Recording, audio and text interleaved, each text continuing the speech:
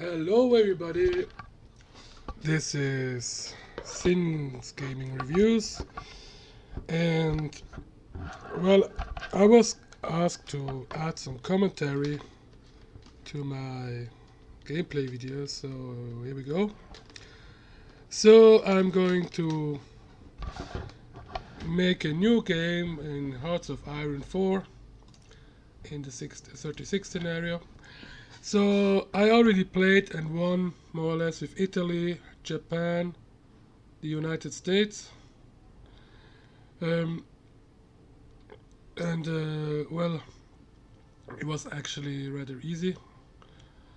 So I will try now with the Soviet Union, but I will try to really get against the allies as well. So I will dominate the world at all costs and the Comintern whatever. Or maybe not, I don't know. Maybe I change.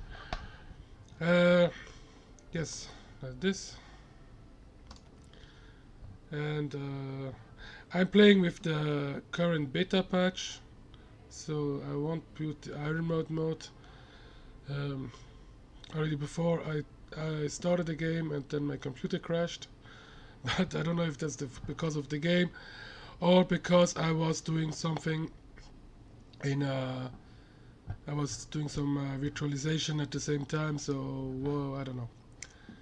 But well, so yes, I let it in regular because I think that a game should be challenging yet forgivable. If a good game should be balanced at a normal setting. I mean, veteran is just nerfing yourself. You see, you have less production, less research, and less political power gain. It basically just makes you weaker. So for me, that's never a good option. It's just in other games when you put the more difficult, it just means that the enemies have more life or whatever.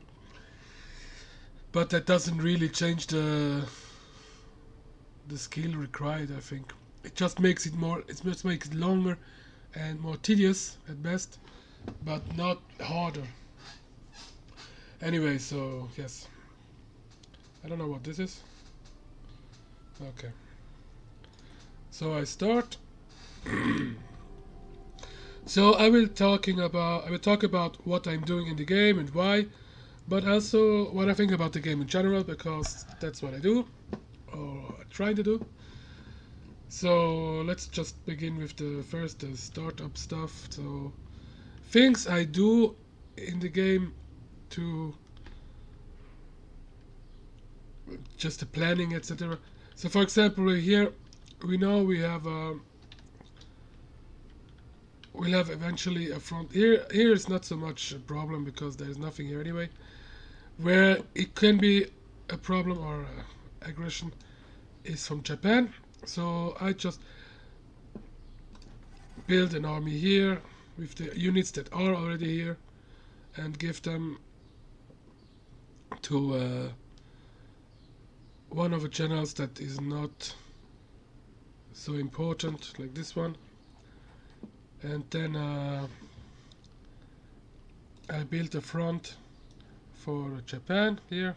See, it's a bit stretched, but doesn't matter. And one thing that you always want is to have the units trained to level 3. This can be done. Okay, that's new. That's the new stuff from the beta patch, so at least you can see that it works. Anyway, that's another reason why I put them in. I don't actually know if you need a general for that, but anyway, exercise them from the beginning so they become level 3, and while they exercise they will start to produce army experience without you having to fight, which lets you change your divisions and add stuff, which is very handy and very important. So here, and the same with this one, just some general. I thought it was the same. And again, just oh my god, with the right button, not the left. And yeah, just like this, whatever, doesn't really matter. There is never anything happening here that really from importance, because even if someone is attacking here, there is not much to. I mean, there's some resources here, of course, but the time they get here and the bad infrastructure that comes from here and here, it's very hard to attack. Well, I did it, but for the computer it's really hard. Anyway, so now to this part. It's a little bit different, because now here we have, yeah, I don't know, that's fleet. Okay, now I select all the troops that I have here. Just keep shift pressed down so you can select them all. So I have 108 divisions. Okay, so first of all, you just build an army, so you don't have to reselect them every time. So now I'm going to select all these reserve troops, and I will explain you why. So of course, there are garrisons or reserves or colonial troops or whatever, depending on the country you play. But if they have this side, that means they have low priority in reinforcement. So they usually have also a very small contingent of infantry, just like there are 6 infantry, and see, this one the normal have 9, plus they have support artillery, and they don't. They have military police. Exactly, they're actually cool because they only have military police because they're Soviets, so they have their internal whatever, KGB style or FSB or whatever it is. And it is the bureau, yeah, the Politburo or whatever. So what you use them for, you don't use them at the front because that would be pointless, but you use them, first of all you create an army of them because otherwise it would be useless. Also give them a 1-star general because you don't need more. And then what you do is you put them, well, I put them in an area behind the front. Now of course you could put them in the front, but the problem is it doesn't make any sense, because you will have your troops here anyway, and this way you have, I mean, in the worst case you have some backup troops behind them. They're here stationed, they won't move, they won't do anything, they just will stay easy. So like this, that should do it, like this before, yeah. And just let him here, and as well start training because it's better. Now this one too, training. So now we have these troops. Yeah, the next thing I will filter out is the mountain troop, the whatever it is we call them, mountaineers or Gebirgsjäger or whatever, Alpina or whatever. It's all the same, because they are very specialized and are very good. You can see that here. I mean, they fight good everywhere. They are really good in most circumstances, but they're especially good in the mountains. You see that's plus 35% in the attack, 20, but they move fast and hard and really heals as well. You see, you can also fight in the forest and everything. They're still very good, but if you compare to, well, that would be nice if I could compare them. I don't know what that says, but I guess okay. So these units, the normal infantry, they have no modifiers whatsoever. So they will, I guess, if I see this correctly, they will always have their attack value, their defense value, no matter where, no matter what. Because otherwise, I think it would be, yeah. If you have areas, you have negative adjusters, which depending on the area you are. So, I guess. So what this means is, these troops, these mountain units. Now I have deselect them, of course, because I am not the smartest guy ever near. So you select them all, and hopefully this one, and this one, and this one. Okay, make an army of them, and is that all?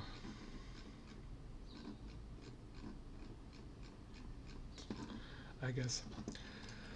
So we lose this as well as with a general. Now this one you can take something different, like for example this winter attrition, because yeah, makes sense. Because now here on this side on the front you have just plains normally. If I see this, yeah, marches and plains and whatever. So nothing that demand. I mean, Mandas, they are still good there too, but they are not of much use. So while here, down here, we have mountains and plains and whatever. So we put them here. I mean, like this. Yeah, of course I cannot go there. That's something I don't understand, why I cannot build a front line here, but whatever. And now we will split up the rest of the troops in 4 or 5, 4 armies. So I take all the tanks, because there are not enough, not a lot. I mean, they're like, I think 10. Yeah, that's it. So we split them up here. So 10. So we make 5 armies, 5 divisions, because I can. Now I don't know if there's a better way to do this, but it works. Yeah, train them. So next we will pick off the cavalry, or mounted. I don't know if it's cavalry actually. It's just mounted infantry. I mean, I don't see them fight on horses. I just see them move around on horses and then fight on foot, I guess. Because, yeah, maybe not, I don't know. The Polish had so much success with that tactic against the Germans, but who am I to talk? So here we have 17, so we pick 2 of those and put them in the mountains. So we have equal numbers. Oh, damn. Now, yeah, I like equal numbers because I just do. Oh my god.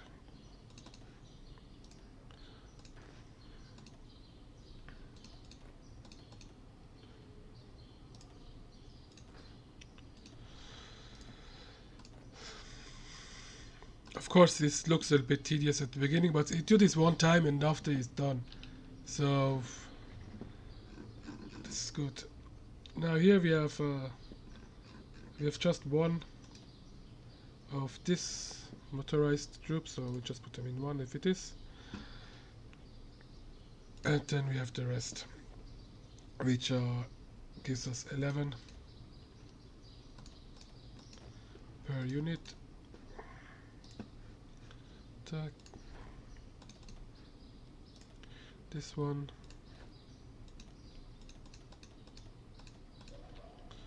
This one, and split, and this one, and this one. Yes.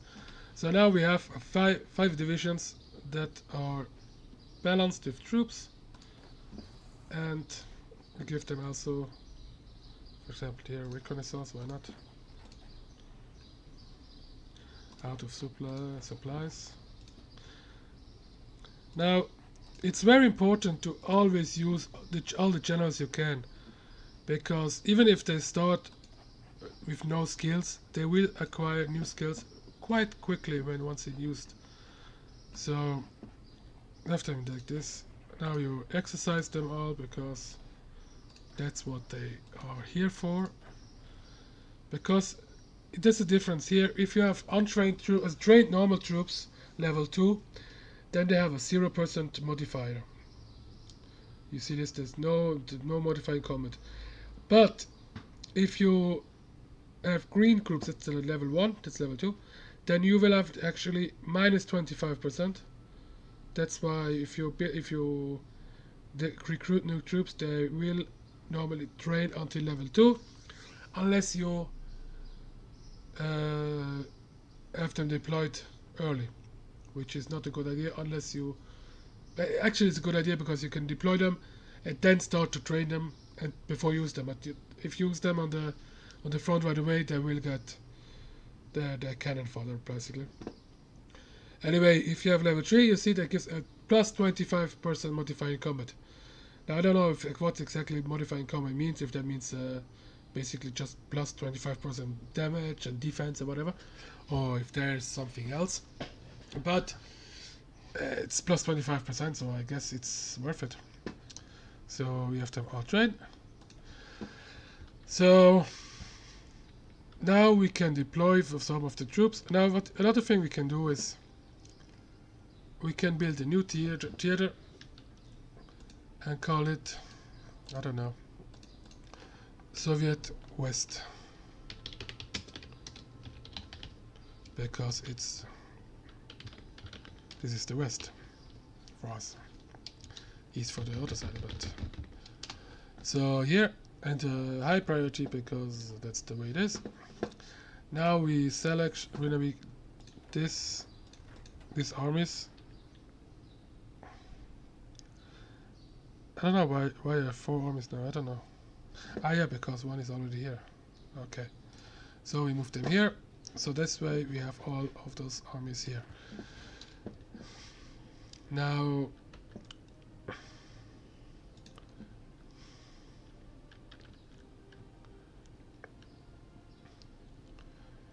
like I said, I want to be aggressive, so let's be aggressive.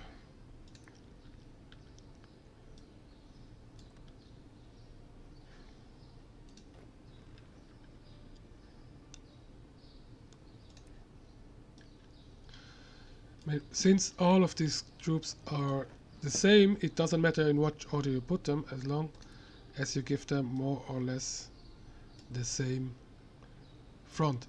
I mean, here it's limited by the countries, but yeah, but these are pushovers anyway. No offense, it's just that they are. I think this one with us and this against us or whatever. This is Bulgaria, Romania, Hungary. I don't know what they are actually. Let's see. Yeah, they are more fascist than the Democrats, so they're probably turning on us. These are fascists, they will turn off anyway. Fascists, yeah, they will all turn. I mean, I don't know if they turn or not, but yeah, it's possible. So with this, we have this front. Of course, we still have then this front left, but the Finns, they are not really attacking anyone, and we will build new troops anyway, so voila. So that's that. Now we can also make a new front. Oh my god, what is this again?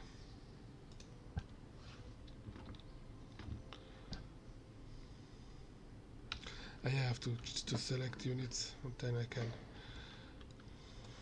see. I can use this to make a new theater and call it Eastern or East Front, and have them in low priority for the moment. But this way, it's nice to have things split up. So now this is yeah. I'll let this for now because it doesn't matter. Oh, yeah. I mean, this is technically west front, east front as well. West front, yes, west front, west east.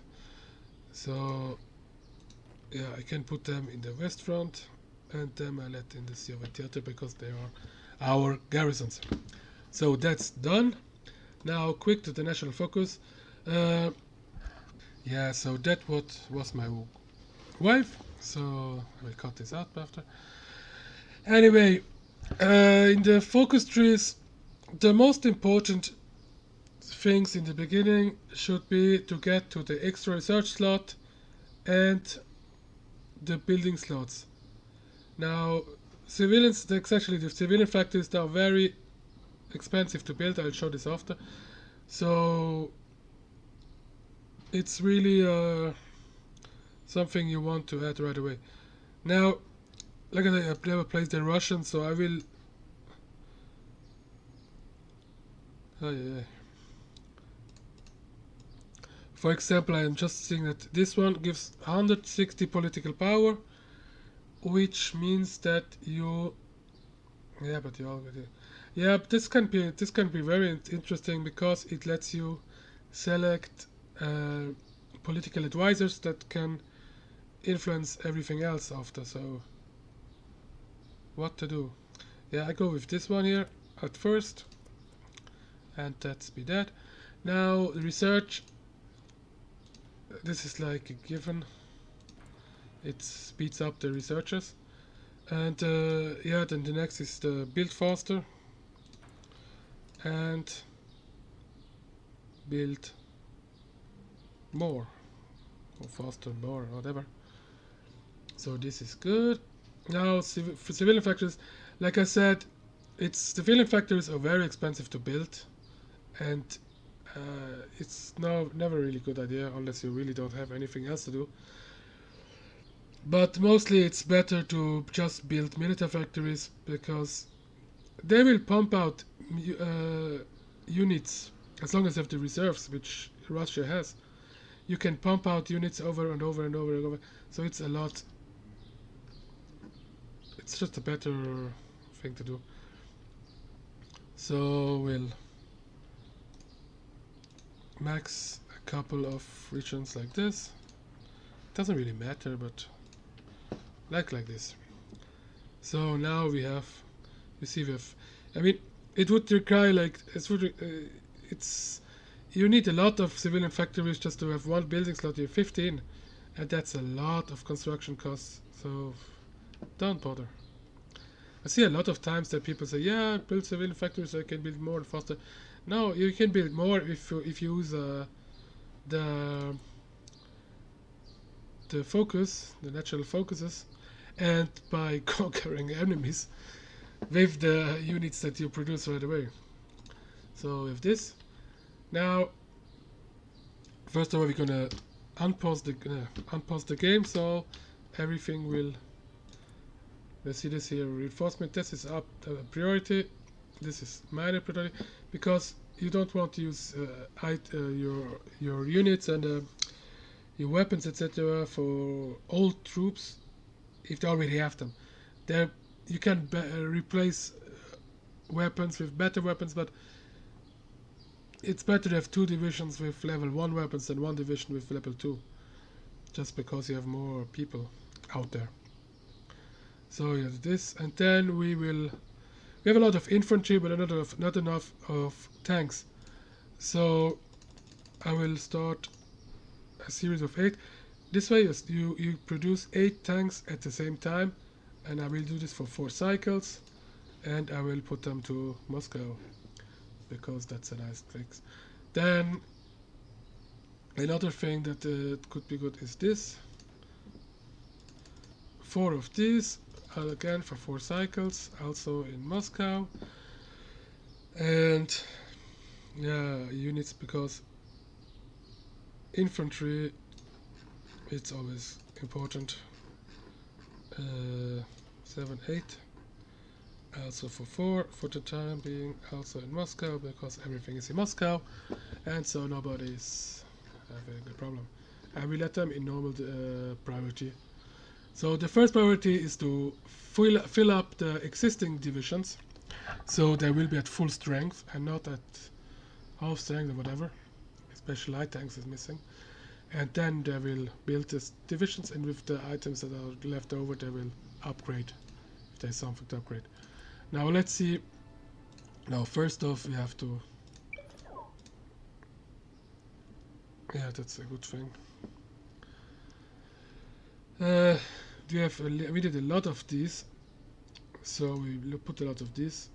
This one is very important because you always use them. This as well, and just yeah.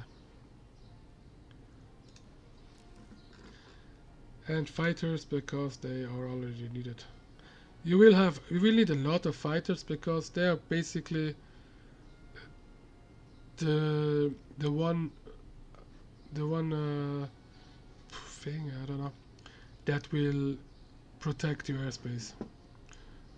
You have anti-air and everything, but that's just more, I don't know, it's just decoration more than anything, and very expensive to build as well. So sorry for that ramble. Now Russia, apparently the only thing they need is rubber, so we get rubber from here. That's good.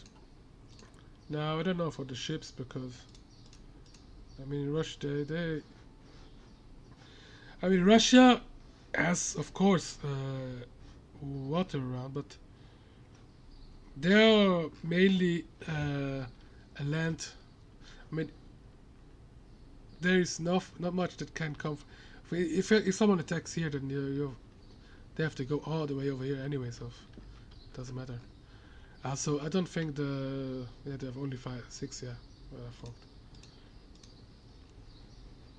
I don't actually know what they can build. Yeah, submarine, destroyer. I don't know.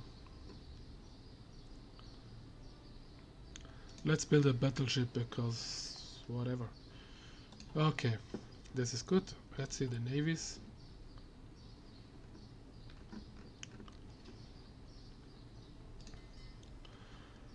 So yeah.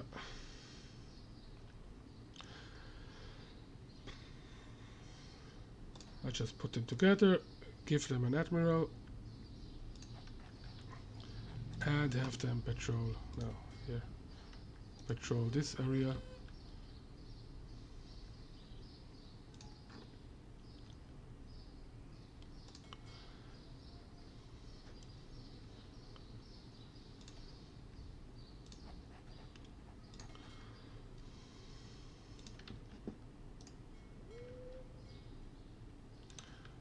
These are this, and this one.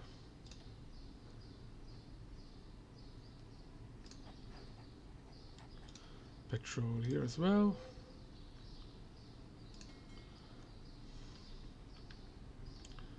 I guess. So this one we have to patrol, no, for defense, for convoys, and the other one for, I don't really know, convoy raiding here. I don't know if that's a good idea or not, but whatever. I don't know if I have here. I mean, this is just, I mean, that's another thing, because you have Japan on this side, which has at the moment, biggest fleet in the world, together with the UK, I think, but Japan only has to really conquer they only have this little place for now, while the United Kingdom have to protect everything everywhere. So Japan has the most potent navy.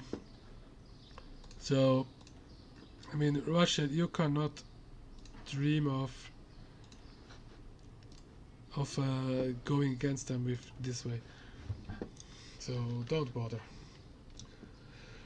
So now we have done this. Check that everything is training. That's good. And yeah, that's the preparation. So I will now do a cut.